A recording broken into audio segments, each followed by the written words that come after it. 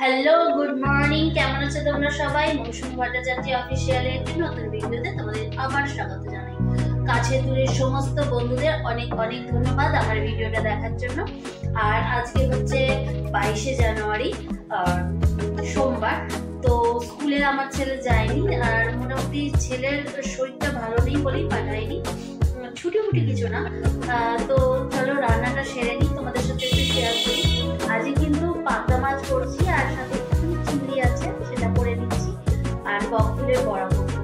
তো চলো ভিডিওটা দেখতে থাকো, আশা করি তোমাদের ভালো লাগবে। আর ভিডিওটা ভালো লাগলে একটা লাইক করে দিও। দেখো পাবদা মাছের সাইজটা কিন্তু খারাপ না, কিন্তু অ্যাকচুয়ালি ভাজলে ছোট হয়ে যায়, সেই জন্য একটু কয়েকটা চিংড়ি ছিল, তা চিংড়িও নিয়ে নিয়েছি। মানে আমার পাবদা মাছ একটা হলে আর কটা চিংড়ি হলেই হয়ে যাবে। আমি একটু চিংড়ি মাছ ভালোবাসি, সেই জন্য। চলো ভেজে নিই। মাছগুলো প্রায় ভাজা হয়ে গেছে, এবার হালকা করে ঝোলটা করব, কারণ সন্ধেবেলা আমার জায়ের ছেলের জন্মদিন, তো সেখানে একটা ছোটোখাটো খাওয়ার অনুষ্ঠান আছে। আর মোটামুটি কেক কাটিং হবে, সেরকম কিছু না, এই বাড়ির কজনই আমরা থাকবো। তো দিনের রান্নাটা একটু হালকা রান্না করছি, ঝোলটা করব একদম বাটনা ছাড়া। আলুটা আমি নুন হলুদ দিয়ে ভেজে নেবো, জাস্ট কালো জিরে ফোড়ন দিয়ে আমি ঝোলটা করব। আর একটুখানি গন্ধটা যাতে ভালো ছাড়ে, সেই জন্য বেশ কয়েকটা রসুন আমি থেতো করে তেলেতে দিয়ে দিয়েছি। আমি কিন্তু জিরের গুঁড়ো আর জাস্ট কাশ্মীরি মির্চ একটুখানি কালারের জন্য দিয়ে একটু ঝোল করছি, পাতলা করে মাছের ঝোল। আর বকফুলের বড়া করব।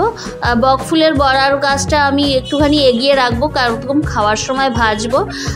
আমাদের সাথে সন্ধেবেলা মানে যেটুকুনি কাটাবো সেটুকুনি শেয়ার করার ইচ্ছা আছে, কিন্তু জানি না কতটা কি তুলতে পারবো, কারণ কেউ জানে না তো ভিডিও করার ব্যাপারটা। তো সেই জন্য যতটা পারবো একটু অ্যাভয়েড করে যতটা করতে পারি, দেখি শেয়ার কতটা করতে পারি।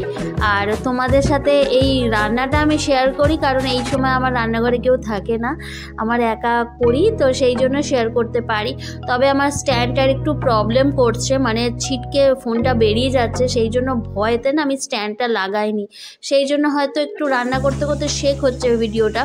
তো তোমরা আশীর্বাদ করো, আশা করি মোটামুটি আমি নিজের ব্যবস্থাটা আমি ঠিক মতো করে নিতে পারবো, কারণ আমি কাউকে বলতে পারি না, কারোর হেল্প আমি নিই না, আমি যেটুকুনি পারি নিজেই করি। স্ট্যান্ডটাও আমি নিজের পয়সায় কিনেছিলাম, আবার কিনবো। তো দেখো ফুলের আমি ডাটিগুলো, ওই ভেতরে যে শীষটা আমি খুলে রেখেছি, আর ব্যাটারটাও করে রেখেছি, বকফুলের বড়াটা ভাজবো। চলো সন্ধেবেলা দেখা যাক কী করতে পারি। এই সন্ধেবেলা কেক এসে গেছে, আর আমার জায়ের ছেলে 5 বছর হলো, কিন্তু অনুষ্ঠান কিছু হয়নি, কারণ আমার ভাসুর মারা গেছে, সেই জন্য অসহজ আছে বলে একটা ছোটোখাটো মানে বাড়িরই লোকজন কয়েকজন আমরা একটু খাবো, নানপুরি আর মাংস কষা আর মিষ্টি পায়েস এইসব করেছে। আর কেক কাটিংটা করেছে, যেহেতু বাচ্চার একটা আনন্দের ব্যাপার আছে, তো সেটা আমরা এনজয় করেছি সবাই মিলে। সেই সময়টা ঘরে জড়ো হয়েছিলাম, তো কেক কাটিংয়ের সময় এনজয় করেছি, খুব আনন্দ হয়েছে। আর আমি একটা জন্মদিনে ওকে ক্যাবিনেট দিয়েছি বই রাখার, তো সেই জন্য তোমাদের সাথে খাওয়াটা শেয়ার করতে মনে হয় পারবো না, কারণ খাওয়াটা সবার সাথে বসাবে, সেই জন্য। তো তোমরা আশীর্বাদ করো, যদি আমি এই চ্যানেলটা গ্রো করতে পারি তাহলে আমি বাড়িতে জানাবো, এবং জানানোর পর আশা করি সমস্ত ভিডিওটাই আমি আস্তে আস্তে তোমাদের সাথে শেয়ার করতে পারবো। তো চলো বাবাকে সারাক্ষণ এই দাও সেই দাও, আগে মাকে নে,